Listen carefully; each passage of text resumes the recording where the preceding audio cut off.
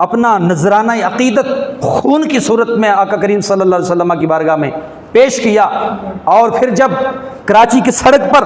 ایک لکیر کھینچ دی گئی اور اس وقت کی طاقت، اس وقت کی گورنمنٹ اور اس وقت کے قادیانی نواز ہنڈو کی طرف سے وہ لکیر کھینچتے ہوئے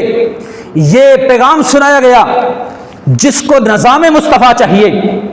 جس کو ختم نبوت کا عقیدہ چاہیے، وہ ذرا ایک منٹ کے لیے اس لکیر سے آگے آنے کی کوشش کرے۔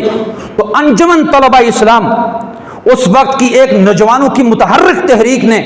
سیدی مرشدی یا نبی کے نعرے لگاتے ہوئے اس لکیر کو کراس کر کے 20 جوانوں نے اپنے سینوں پر گولیاں کھا کر امت مسلمہ کو یہ پیغام دیا ہے کہ سر کٹے،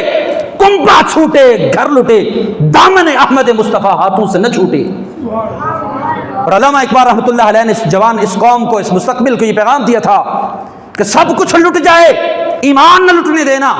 سب کچھ ہاتھ سے جاتا رہے چلے جانے دینا، لیکن کی محمد سے وفا تو نے تو ہم تیرے ہیں،